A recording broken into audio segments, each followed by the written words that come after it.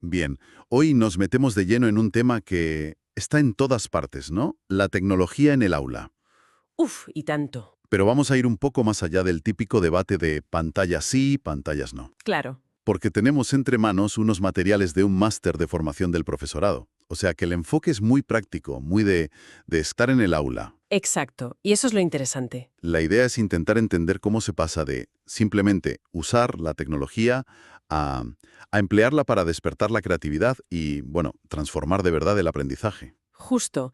Y lo bueno de estas fuentes es que no se quedan solo en la teoría. No. Combinan la pedagogía, digamos, más densa con catálogos de herramientas y ejemplos muy concretos. Ah, vale. Nos permiten trazar un mapa completo, desde el porqué filosófico hasta el cómo práctico.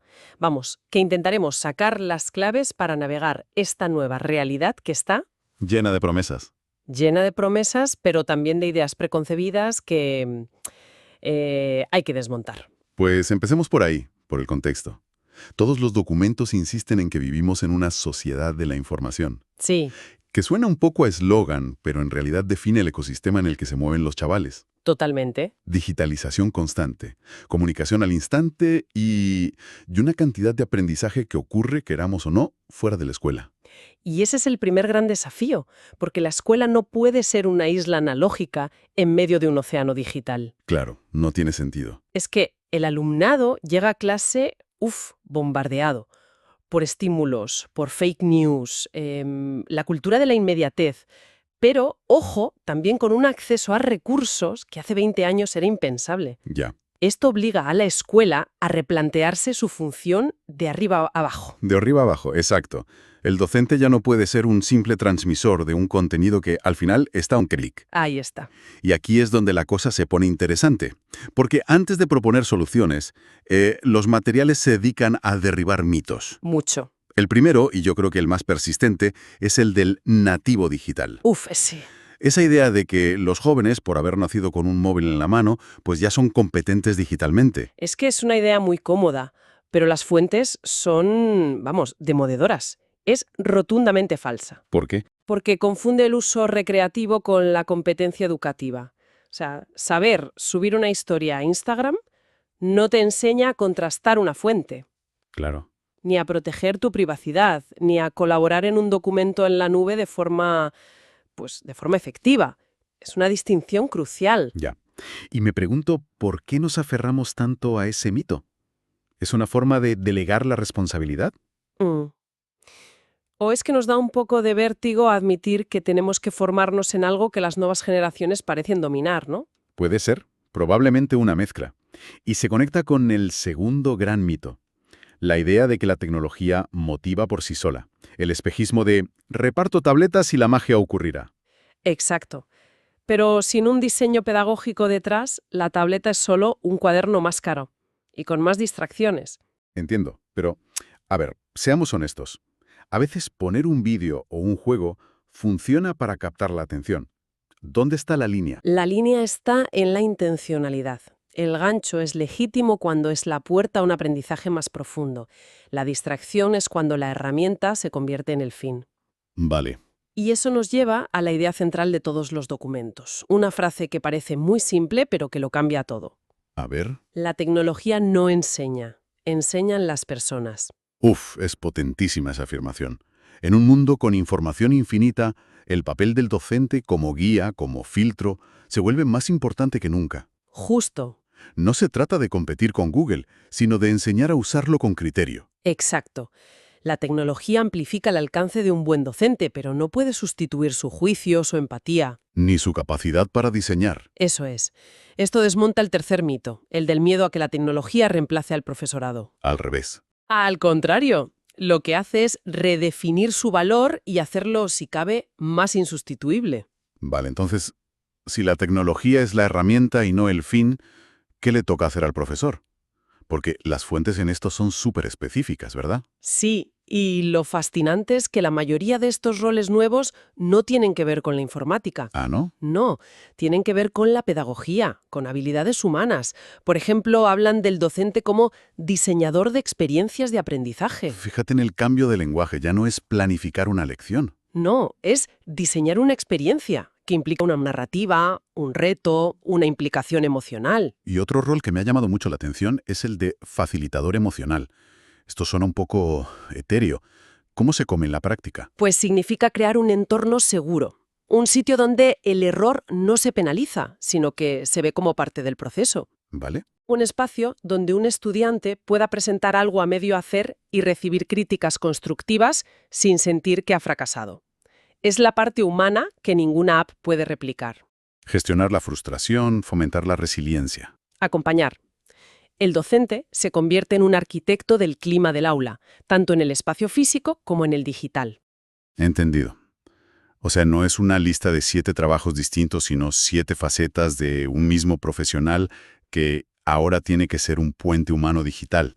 Me gusta esa idea. Sí. La persona que sabe cuándo usar la tecnología y, casi más importante, cuándo apagarla y simplemente conversar. Esa es la clave. Y todo esto conecta con el concepto de enseñar para la creatividad, que es una distinción que toman de Sir Ken Robinson. Ah, sí. No es lo mismo enseñar creativamente, que es cuando el profe usa su carisma para dar una clase magistral. Que enseñar para la creatividad. Exacto, que es crear las condiciones para que sea el alumnado quien explore, se equivoque y construya. La primera opción pone el foco en el docente, la segunda en el estudiante.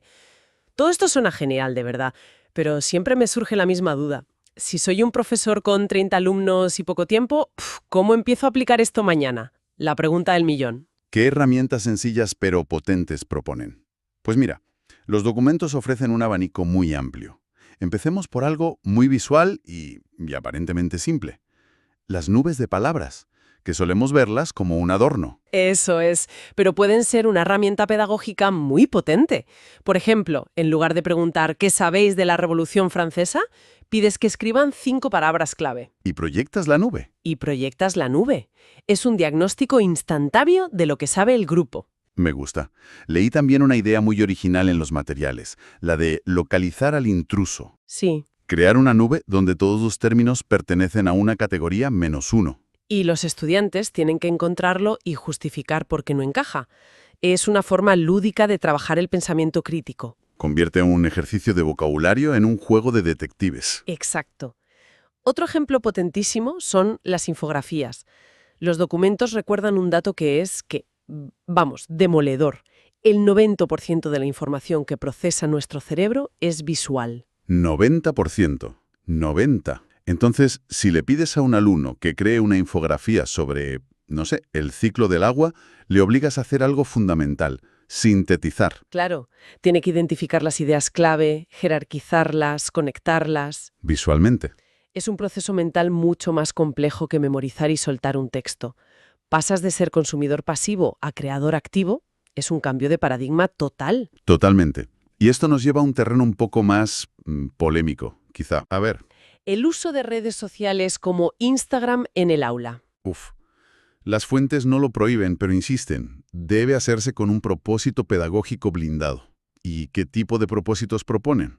Porque mi primer instinto es pensar en la distracción. Claro, ese es el riesgo. Pero imagina esto.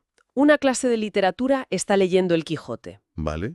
Se podría crear una cuenta de Instagram de la clase donde, capítulo a capítulo, los alumnos suben fotos o vídeos que representen escenas, símbolos. ¿Sus propias reflexiones incluso? Eso. O una idea aún más inmersiva. En la clase de historia, un grupo se encarga de llevar la cuenta de Instagram de Marie Curie durante una semana. Espera.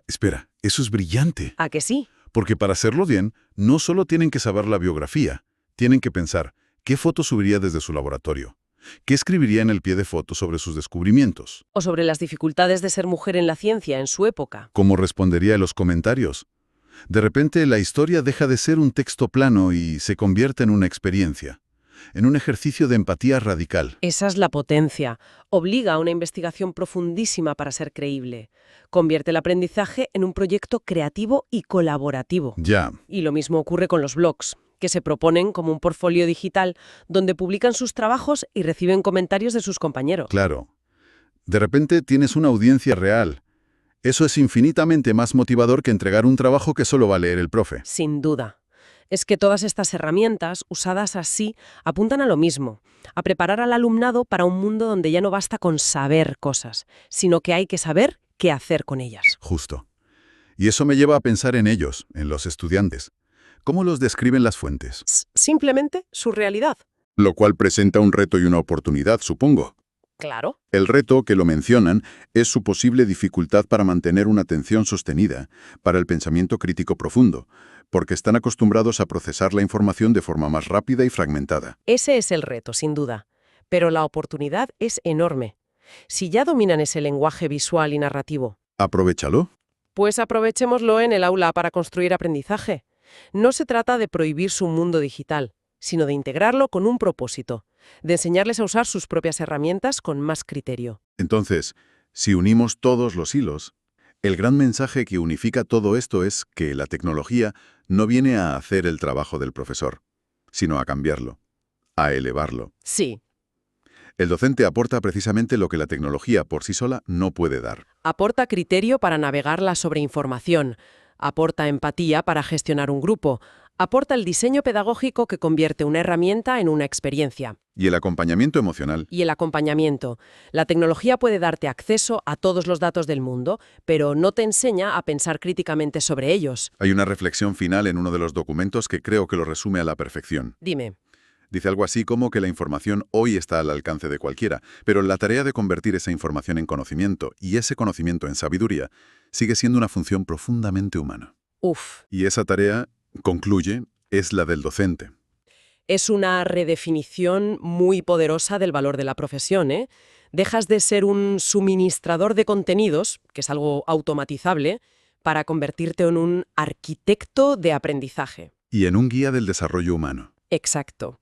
Para ir cerrando este análisis, hay una idea que se repite constantemente en los materiales y que me parece el resumen perfecto. Al final, no se trata de lo que hace el software, sino de lo que nosotros hacemos con él. Exacto. Y sobre esa base, las fuentes terminan con un dato muy provocador. Citan un informe de la OCDE de 2015 que reveló algo, bueno, sorprendente. ¿El qué? Que los países que más habían invertido en tecnología para la educación no mostraron una mejora notable en sus resultados PISA, ni en lectura, ni en matemáticas, ni en ciencias. Vaya. Esto nos deja con una pregunta final. Una pregunta para que cada cual se la lleve a casa. Adelante. Si llenar las aulas de ordenadores no es, por sí solo, la respuesta, ¿qué cambio fundamental en la filosofía, en la formación del profesorado y en la práctica diaria del aula se necesita realmente para preparar a las nuevas generaciones para un futuro que ni siquiera podemos empezar a imaginar?